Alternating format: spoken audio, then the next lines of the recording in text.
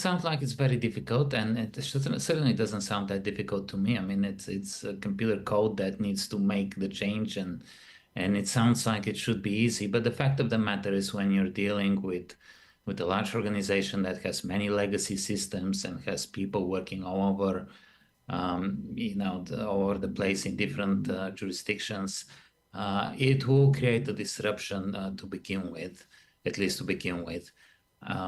And that's why I think it's important to do it in lockstep, to go to no time change, but do it together with the United States. And there is quite a bit of support to do exactly the same thing in the US. So I think what BC did was exactly right. We passed the legislation that we are ready to do it, meaning ready to drop the time changes just as soon as Washington, Oregon, and California do it. And I think if everyone does that, and maybe all of Canada does that, maybe that will just put enough pressure on US lawmakers to also do the same thing. And then everyone will be better off at the end. I don't think there's very much argument for keeping the time changes the way they are. Okay, well, let's take some calls now. And you're right. So you referred to 2019, more than 223,000 British Columbians voted on whether or not to stop switching clocks. 93% voted to move to permanent daylight saving time. Asking you what you think now. Now there's a Liberal MP who wants to see this happen across the country, ditching the time change, saying it is outdated. So what do you think? Does it make sense? 1-800-825-5950, 604-669-3733, or just hit pound 690 on your cell phone. Tom is joining us from the Comox Valley. Hi, Tom. Hi, Tom. Are you there? Hi. Yes, go ahead. Thanks for calling. Hi, Tom. Are you there? On the island. Okay. Yeah. Yeah, go ahead. Sorry, you're cutting out there, but please do go ahead. Sorry about that. Is that any better? Yes. Okay, so I used to live on Vancouver Island, and I moved to Saskatchewan about 15 years ago, where the time change is seamless. It just doesn't happen. That's right. And we sort of, chuckle at the rest of the country for jumping back and forth on such a silly idea.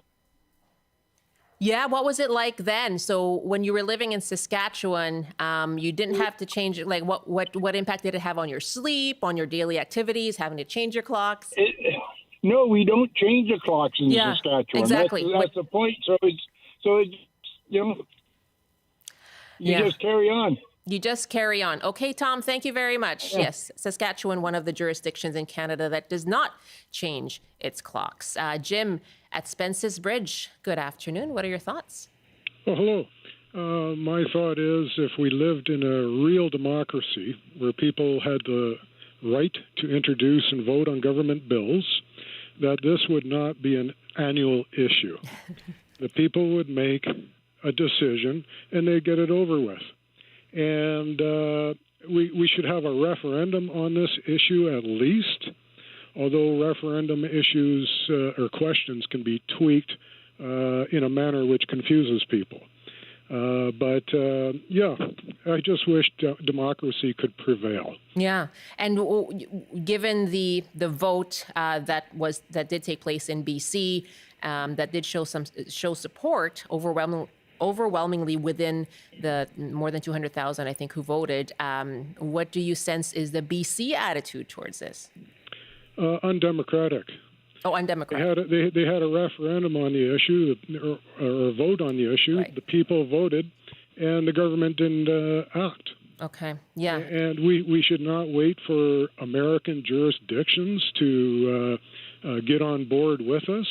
We are Canadians. Let's differentiate ourselves from the Americans. Okay. No need to wait. Thank you very much, Jim. Okay. Thanks for the call. Take care. Sandra up next now in Chilliwack. Does it make sense to end the time change, Sandra? Yes, it does. And I'm gratified to learn from your call center that the bill is to stay on standard time. Mm-hmm. Okay, that's good. That's the healthier choice. You take a look at the research online. My other concern is this. is that in BC, when we had the referendum, we were not given a choice between the two different times. We were only told to choose one. So that's my concern, is that it's misleading to think that BCers actually chose one particular time when they were not given a choice. Okay, so your argument though is to stay on standard time, not to go on daylight saving time, right? Actually, Correct. I think it is the other way around. That the vote was to stay permanently on daylight saving time. That's a problem. Yeah, that's what you're saying. Yes, it's a health problem. Yeah, tell me more about that, because I've heard this from sleep experts too. What is the difference and the effect on people? Well, all I know is very little. Is based on just go online and take a look. There are health scientists who state the reasons why, so I can't repeat those. Yeah, no, I've heard them from the sleep experts too. But thank you very much for your call. That's Sandra in Chilliwack. So yeah, that was the vote back in 2019 in BC. Let me go back to Andrey Pavlov on that. So her argument is rather than moving to permanent daylight time, standard time is what we should be staying on, because that is what will help us in terms of removing the negative impacts on our sleep. What are your thoughts on which way we should be going? Well, that's really a question for a sleep expert, which I'm not. But I thought the issue was the change, and which one we pick. I thought matters less. But again, that's not my area of expertise. That's kind of like my impression from listening to people like right here on this program. And I do believe it's the change, because there's clear research that when we change, there's a higher risk of car accidents, and people are more late, and all kinds of other health issues. So I think it's the change. The change itself, The change itself. It does. I don't think it matters quite so much which one we pick. Other than maybe people like to finish work earlier in the day, so they have more daylight hours after work. To me, that's the only kind of intuitive consideration here. But either way, changing seems to me is the worst possible outcome. Even if we pick the wrong time. But we keep it consistent, I think that will still be an improvement over changing. So I fully agree with that, and like almost everyone, I think agrees with that. That's not rocket science. I will caution again that we do need to study the impact on businesses, because we have made it already so hard to do business in Canada, through our own regulation and taxes, and through the trade wars and trade disputes with the US and other countries. So I think I'm very mindful of doing anything further that would make it more expensive and more difficult for Canadian businesses to operate. Okay. And yesterday at the press conference regarding the private members bill, the spokesperson with the Canada Sleep Research Consortium was there as well, saying that it's the decisions around the time change that should be based on societal reflections and the scientific community's reflections as well. And she did support doing away with the change itself when it comes to the time. Thank you very much for your call, Sandra. Bruce on the line now in Victoria. Hi, Bruce.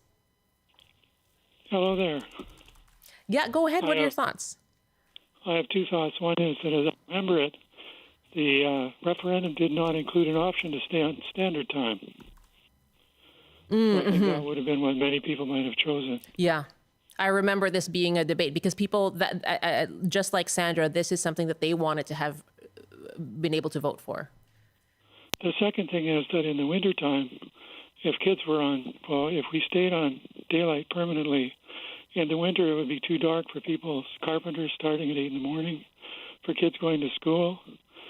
So they would probably start to switch. They would have winter hours at the school and change in October 5th. November 5th, they would change to winter hours. So then when the kids parents taking the kids to daycare would have to change their hours. I think it would just get to be a big mess, where you would have some businesses that cared, changing winter hours and summer hours, and some that don't, keeping on just whatever the rest of the world does. So I think the standard time, daylight time switch is very practical for people to walk outdoors, work outdoors, or walk places in the morning. Yeah, I've heard that too. Thank you very much for the call, Bruce. Charlie now in Sure. Kamloops. Go ahead. What are your thoughts on whether we should do away with the time change? Does it make sense? I think it really does make sense to get rid of it.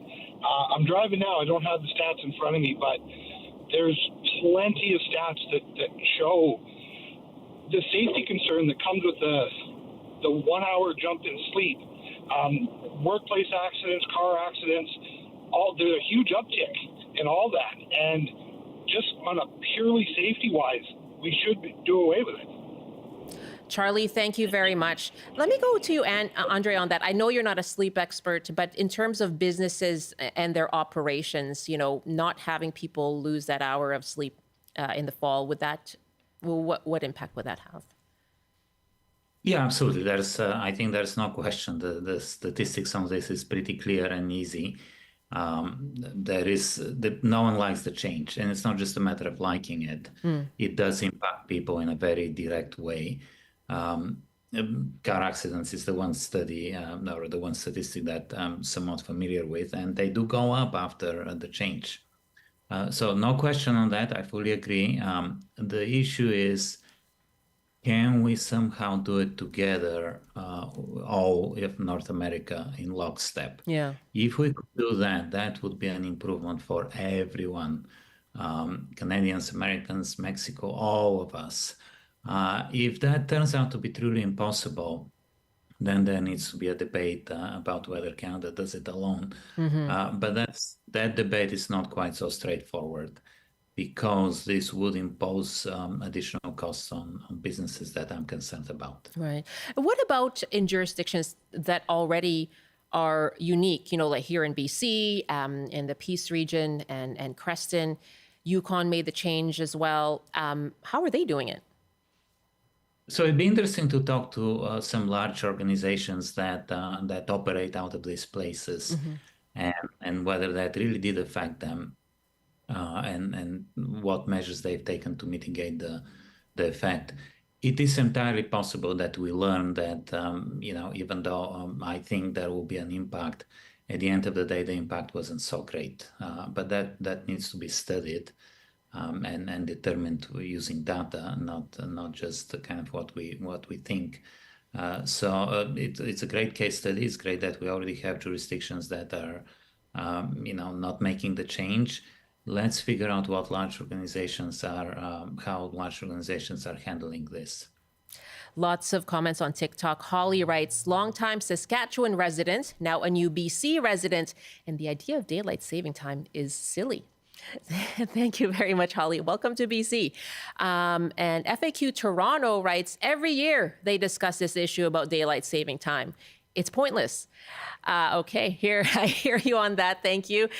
Boundless Boreal writes, please just pick standard time and stick with it. We had a referendum in Alberta on this question. Do you want permanent standard or standard time? Permanent time, standard is healthier. Thank you very much. Andrey, thank you for your time.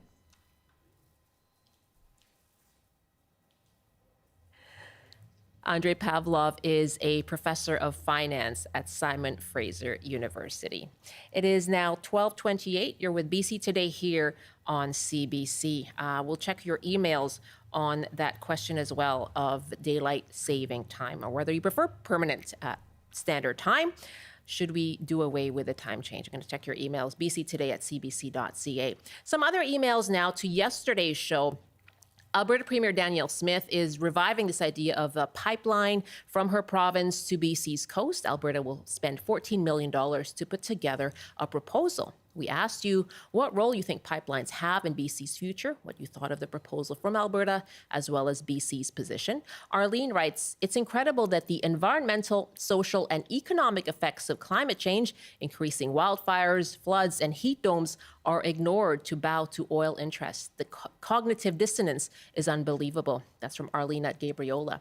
Risha writes, Hello, I'm really glad I'm not an Albertan because squandering money in the hope that some private enterprise might buy in is a horrible idea. Why don't we quit shipping bitumen all over the continent and do value-added work and turn it into gasoline and other fuel that Canadians actually use? Thank you for your emails, bctoday@cbc.ca. And another one from Faye. BC needs to support Alberta's pipeline proposal. It's good for BC and all of Canada, especially as we need to build our country's markets outside of the USA. Sadly, David Eby has already dug in that he will not support this. I think the majority of British Columbians would support this if we were given the opportunity to vote for it. Angela writes, this is completely unacceptable. To talk about this Alberta pipeline proposal as if it could or should happen is not even shifting chairs on the Titanic. It's driving at full speed. Thanks for your emails. bctoday@cbc.ca. 12:30 now. You're with BC Today. I'm Michelle Elliott. Thanks for joining us. And coming up, in just a couple of minutes, we're going to check in on a Taylor Swift listening party that is taking place right now in Toronto. There are some taking place here in BC as well, but we're going to go early to one where it's already happening. Of course, new album out today from Taylor Swift. We'll check in on that. Plus, we'll talk the lead up to the FIFA World Cup next year here, some games here in Vancouver. Are you getting excited yourself? We'll talk to two super fans coming up. That right now it's time for a CBC News Update. Good afternoon. The BC GEU is once again escalating job action to pressure the provincial government as its 5-week-old strike continues. 17,000 union members are now off the job. Today's escalation includes close to 24 additional BC government liquor stores and cannabis stores. Canada Post says it has sent a new offer to its striking postal workers. It includes the same wage increase as part of its final offer back in May. It says because of its worsening financial situation, it is no longer offering a signing bonus. And a winter deer hunt is being introduced in the East Kootenay in an effort to control chronic wasting disease. The neurological disorder is fatal to deer, elk, moose, and caribou. The Cranbrook area is at the center of a cluster of cases. The hunt is intended to lower the density of deer in the area, and hunters are asked to submit samples for testing. And now the forecast on the North Coast. Periods of rain this afternoon with a high of 11, highs to 13 with a mix of sun and cloud in the Peace. In the central interior, including Prince George, showers tapering off, then cloudy with a high of 11 degrees. Highs around 18 with lots of sunshine in the Kootenays. In the southern interior, including Kelowna, increasing cloudiness with a high of 19. And for Metro Vancouver, Greater Victoria, and the Fraser Valley, mainly cloudy this afternoon, with highs around 15. That's your CBC News Update from Vancouver. Rob, thank you so much. That's Rob Zimmerman in the CBC Vancouver newsroom. 12:32 now. You're with BC Today. Now, no one knows a good rollout like the Taylor Swift. Yes, she announced a new album way back in August on a podcast hosted by her fiancé, Travis Kelce, his brother, Jason. And today, if you didn't already know, the album, The Life of a Showgirl, is finally out. There are listening parties being held across the country, and CBC reporter Griffin Jaeger is at Scotia Bank Theatre in Toronto. Hi, Griffin. Hey, how's it going? I'm well. I have seen all the chatter on this new album. I can see that it's quiet behind you there, but I think it's because the screening or the listening party has already begun, right? You got that right. It's happening. The Swifties have arrived. The Swifties are here. To my left over here, it's the first official screening here at Scotiabank Theatre in Toronto of the release party of A Showgirl. And let me tell you, those fans in there are excited. I can hear the music bumping in there. It sounds like the dancing shoes are on. We've got loud voices. So the fun has really begun. Well, what was it like when they were coming in? I imagine you spoke to a few fans, a few Swifties. How were they feeling about the album? Yeah, absolutely. A lot of Swifties are feeling a little tired since, they were up at midnight listening to the official release. So it was a little bit of a late night for them, especially, the turnaround. You got to keep the momentum going. You're going from, your Spotify to the theater seats. But they're all so excited. A lot of matcha. This is a fandom that really is... There you go. A lot of matcha, exactly. But seriously, this is a fandom that, never really gets tired of more and more content. And Taylor Swift is certainly, at the top of the pop pyramid, and she's going to keep delivering that content. I had a lot of fans coming and telling me that they love the album. Wasn't really what they expected to hear from her. I think they weren't really sure what they were in for, but they sure are pretty happy about it, and I can hear them dancing along together, getting that behind-the-scenes access as we speak next to me. Oh, generally, what have the reviews been like so far? With someone like Taylor Swift, you're gonna always get a mixed bag. You're gonna get the anti-Swift folks, but if you're looking at the major outlets, we're actually seeing pretty great reviews. Outlets like Rolling Stone are giving it 5 stars. We got Billboard sort of speaking on its mixed reviews. She's working again with pop producer Max Martin and co-producer Shellback, which is a partnership that she hasn't really been working with since her previous albums called 1989, Red, and Reputation, and those were some of her biggest hits of her career, right? So people were expecting that pop anthemic sound to really be something that she's leaning into here, which is not necessarily something that she didn't do, but it is a little bit more of, a new vibe for Taylor. She's stepping into a new realm. So there's some mixed reviews out there, lots of positive, a few unsures, but, with pop music, it kind of ebbs and flows, right? So someone who might love a song now might love a different one tomorrow, and vice versa. Yeah, that's true. And you're right. When I think of Max Martin, I think of those big, really big anthemic bangers. When I think of his other work with other artists as well. What did you... Totally. Okay, so I took a listen this morning. What did you think of the album yourself? I enjoyed it. I call myself like a half in, half out Swiftie. I'm a fan of Taylor Swift, but not fully immersed in the world. But I love, being a part of it today. I even got a friendship bracelet on here from a fan that handed to me earlier today. So I'm feeling very welcomed in. It's hard to say bad things, but I will say I enjoyed it. I think that folky sound that she's been leaning into has been doing, it's something that she's done quite a bit now. So to hear her come back to that sort of pop feel is something that really appeals to me. I think there's a lot of variety on there. I think, some of the lyricism might take me a little bit to buy into. I need to listen a little bit more to see what I resonate with. She's a little bit cheekier on this album than I was expecting. She's in a new era of her life. She's recently engaged. She's having some fun. And she's talking about, peeling back the curtain of how she was feeling and what was going on in her life during this massive Eras tour. So, it's fun to get a little bit of a behind the scenes look and hear that in our ears. Yeah, I was surprised by some of the songs. I think it was Wood that had a little bit of a Jackson 5 sound to it.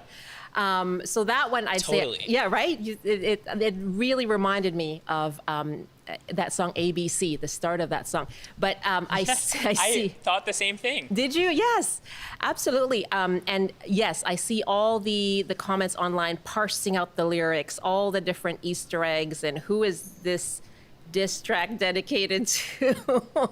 It's all of it. Where do you think what does this say about where Taylor Swift is in her career right now?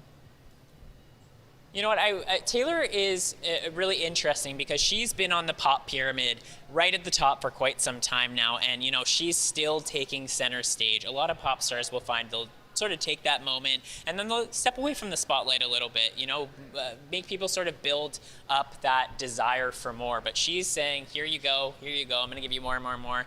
And it's interesting, I was talking to the USA Today Taylor Swift reporter this morning, myself and a colleague, and he was sort of referring to the fact that in the past, Taylor has always really had like an enemy in her music, whether that have been like the high school bully or, people in the music industry or, maybe a romantic ex of hers. But, we're really at a point in her life where, she's, recently engaged, she's having fun. She just got off of the biggest tour of her life and she's got her master's back. So she's got a lot to celebrate. And I think we're hearing that in this new music.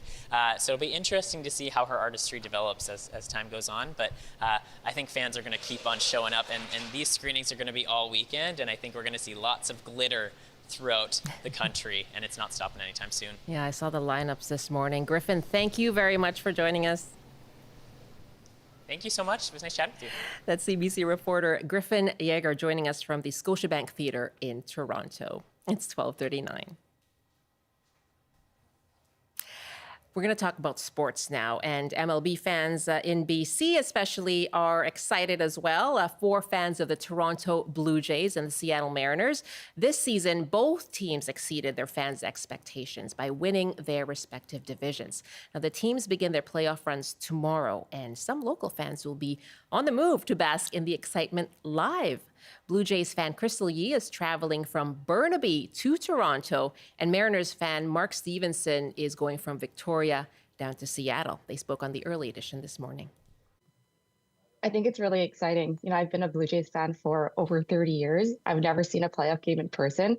So to be able to go to Toronto and watch us play is going to be amazing. And what do you think of them being able to kick off the series against the Yankees in Toronto? I think it's a good matchup. I'm really excited for it. We won the season series with them. We swept them in 4 over the Canada Day series. So I'm hopeful that we can continue that. All right. Now, Mark, what about you? The Mariners have only played one home playoff game in the last 24 years. Yeah, so it's we had the unfortunate pleasure of having the longest playoff drought in the 4 major sports in North America, but we broke that drought in 2022. Fortunately, we didn't last very long, but I'm really excited to have the Mariners back in the postseason this time around as well. All right, and so you're going to be heading to Seattle, obviously, to watch this game. As a Canadian, how are you feeling about crossing the border to watch 2 American teams face off?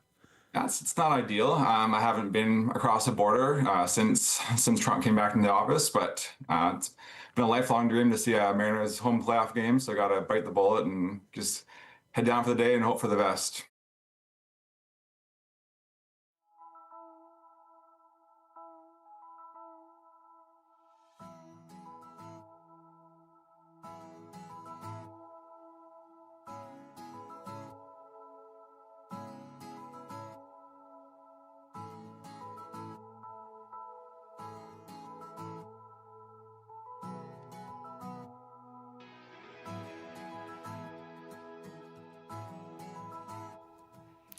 Now, overall, it is an exciting time for sports fans across BC. Let's talk FIFA now. Some single game tickets for the FIFA World Cup went on sale this week. And yes, the tournament will be taking place over at BC Place Stadium, as well as the hearts, minds, and pocketbooks of many BC sports fans. The pre-sale has now ended, but FIFA says the next round of ticket sales will take place at the end of October. We're going to talk more about that, talk Whitecaps a bit as well, and Blue Jays, all the sports. Asking you, though, are you getting pumped? Are you getting excited as the anticipation builds for the World Cup? Are you going to buy tickets? What is your cost threshold to spend on a ticket? I've heard a couple people say, oh, this may be a little too much, but are you willing to pay? If not, let us know as well. You can call us 604-669-3733 or hit pound 690 on your cell phone, 1-800-825-5950, and email is bctoday@cbc.ca. If you're joining us on TikTok, you can leave a comment there too. Well, I have 2 guests with me now to talk about this. Mankiran Aujla is a former radio host with Spice Radio Vancouver, doing a little dance right now, and has covered the Vancouver Whitecaps. Big soccer fan. And you played as well as a kid, right? I did play. And actually, if you don't mind me mentioning too, part of the reason I play is thanks to a film called Bend It Like Beckham, which, as you know, Michelle, I'm a huge fan. I wondered if this would come up. Yes, immediately. I too am a big fan of Bend It Like Beckham, yes. And so I cannot wait to hear about all the things you've been doing to try and yes, build the excitement for the World Cup. And as well, our very own BC Today team member, Zameer Karim, is a resident sports enthusiast as well. And he's actually co-host of an upcoming podcast, The Road to the FIFA World Cup, called Pitch. The pitch. Vancouver's road to the 2026 World Cup. So that's to come in the next couple of weeks, where myself and our colleague Lawrence Watt, we're launching that next week. So we're really excited about that. I was wondering how long it would take Mankiran to mention Bend It Like Beckham. We were going to get there eventually, but it took all of 30 seconds. Yeah. Just 30 seconds, that's expected. That's all. Did you get into soccer because of that film? It is strictly because of that movie. Oh my goodness! So tell us. So this is where I can relate, because I truly also did love that film. It's where I learned what it means to bend the ball, I guess, bend it like Beckham. But what did it mean to you to watch soccer on screen? It meant so much to me, that film, because there you saw this just young South Asian woman. I'm a young South Asian woman myself. I was about 9 years old when that movie came out, and that's the age where, when you see something, it can really inspire you. It can kind of change the trajectory of your life. And for me, after watching that movie, immediately I signed up for a soccer club. I started playing the game. That's where my love for the World Cup started too. A few years later, I checked out the World Cup, Euro Cup. So that is really where the journey started for me. Wow. And so now not only did you play, but you went on to become a really big fan. Yeah, I just became a huge fan of it. And I think, when people say like representation matters, that's what it means, right? Like when you see yourself on the screen there, it's so powerful. And for me, I think this movie just says so much, because it's a movie that talks a lot about just how you can be anything you want to be. Like the director, Gurinder Chadha, said, I made this film because I want to tell girls that anything is possible for you. And I feel like as I've gotten older, that's a message from that movie that I take away with me to this day, that I can do anything. Now, you're wearing your, very proudly wearing a Canada soccer shirt there. I got a couple, Michelle. You got a few. What's in the rotation today? So what about the World Cup then? Are you able to get tickets? Are you looking to buy tickets? So as soon as I heard about the first drop, I believe September 29th was the day people were going to get the code. I was refreshing my email like millions of other fans.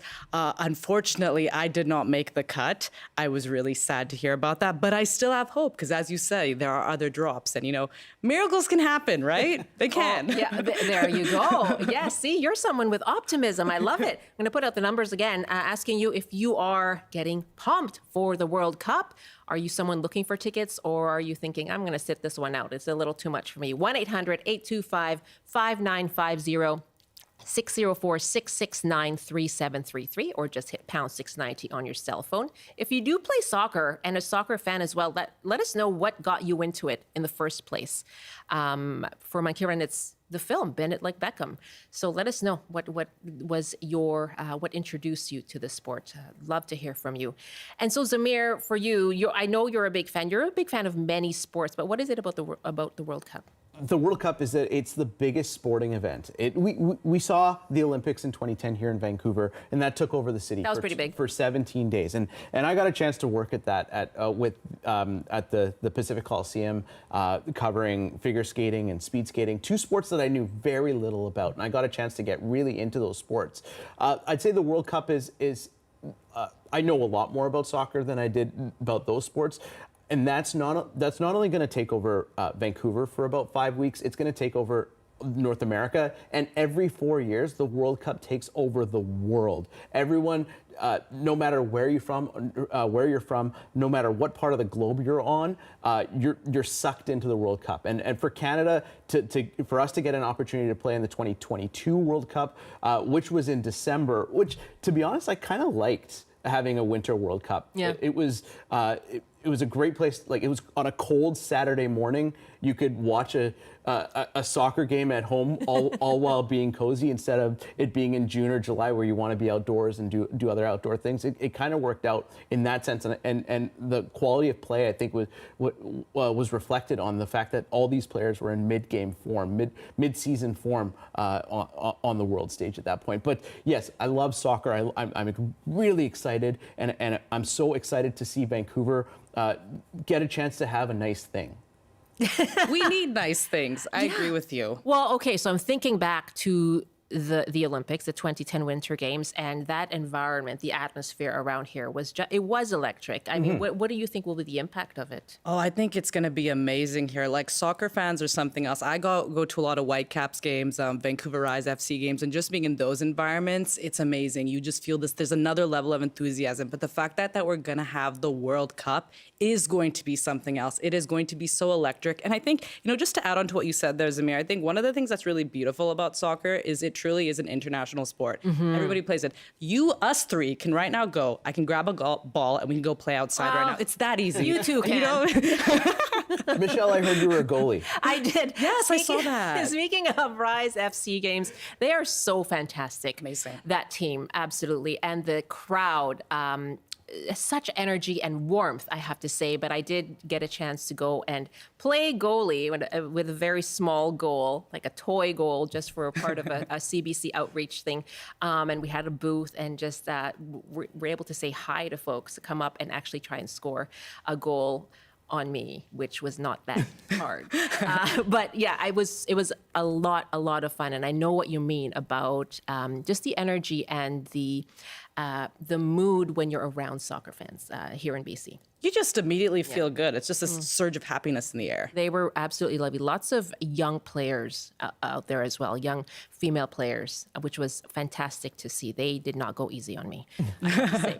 1-800-825-5950, 604-669-3733, or hit pound 690 on your cell phone. Watching your emails as well, bctoday@cbc.ca, and your comments on our TikTok Live. And my guests, my own colleague here at BC Today, Zameer Karim, who's going to be co-hosting a podcast leading up to the World Cup. Mankiran Aujla is a former radio host with Spice Radio Vancouver, who's covered the Whitecaps. Let's talk about the Whitecaps, because something really exciting happened this week, Zameer. Yeah, it was the Canadian Championship. It's an annual mid-season tournament for all the Canadian professional leagues. So now we know that there are the three Canadian teams that play in Major League Soccer, which is North America's top tier, or Canada and U.S. top tier of soccer here here. But then there's also the Canadian Premier League, which is the second tier. It is technically Canada's top professional tier in our country, but teams from both those leagues, they played in this tournament, which ended up with the final. This was just this past Wednesday, Vancouver versus Vancouver. Now, if you're a Simpsons fan, you may remember the Rough Riders versus the Rough Riders. So it was kind of watching that game on Wednesday, the Vancouver Whitecaps FC versus Vancouver FC, which are based in Willoughby and Langley. It kind of felt like that. The Vancouver Whitecaps, the MLS team, ended up coming out with the victory 4-2 over Vancouver FC. But it was really cool to see a player by the name of Nicholas Mosqueda. Now, he played for the Vancouver Whitecaps during one of their earlier years in MLS, and he actually set up he set up the goal, the first goal for Vancouver FC, and it was a beautiful play. So you can see the talent is there in that league, in the CPL, and it's just an opportunity for the different levels of pro football in Canada to see each other. They've dubbed this rivalry between the two teams called the 604 Derby, but I'd have to say Vancouver sports journalist Blake Price called it an even better name. He called it the El Clasico. Okay, explain that to me. So El Clasico, a classic is like a really high-end match, usually a derby, a rivalry match between two teams that get to see a lot of each other or are local against each other. Say, for example, Manchester United, Manchester City, those would be considered a derby. Any one of the London teams, two Toronto teams that would play each other too. And then now in our case, for the first time, Vancouver Whitecaps FC versus Vancouver FC. So they call it the Classic, El Clasico, as they would say in Spain. And now, because we're on the West Coast, of course we gotta throw salmon into the mix. Yeah, El Clasico. And what about you, Mankiran? What was it like for you to watch this unfold? Oh, it was really cool. I kind of almost thought a bit of like the Spider-Man meme, where they're pointing at each other. To me, that's kind of what that represents. I was like, oh my God, Vancouver versus Vancouver? Yeah, I was like, I guess I'll be happy either way. Like, I'm not going to be disappointed. They're both my teams, but I thought it was so fun. And again, I feel like all these things that have been happening, I feel like especially in the last couple of years, I feel like Canada is slowly becoming a soccer nation. I've been saying this even when I was working on radio to now. I think we are making our way to that. Because when I would say I love soccer, people would be like, no, man, soccer's not a big deal. I'm like, yes, it is. And I think it is becoming just that. Yeah. Well, let's talk about, let's take a call here from Nathan, who wants to compare the upcoming World Cup to the 2010 Olympics. Nathan's calling us from Vancouver. Hello there. Thanks for calling. Hi, I'm really hopeful that the World Cup will bring back the same atmosphere and enthusiasm and the crowds and the atmosphere of 2010. Right outside the window behind you, the CBC, there's a crowd out there. Yeah. But what I'm upset about is there's no legacy projects. Like the 2010 gave us the Sea to Sky Highway, the improvements the Canada Line, the Hillcrest Community Center, Olympic Oval. Like there's tons of new Killarney Center. Like there's tons of legacy projects we benefited, and we threw a lot of money at it. Now we're throwing a lot of money at the World Cup, but I don't see any legacy projects from FIFA. That's a really interesting point, Nathan, and I wonder if that's something you'll look into as well. And you know, that's actually going to be part of our first edition of our series that's launching next week, starting on the early edition.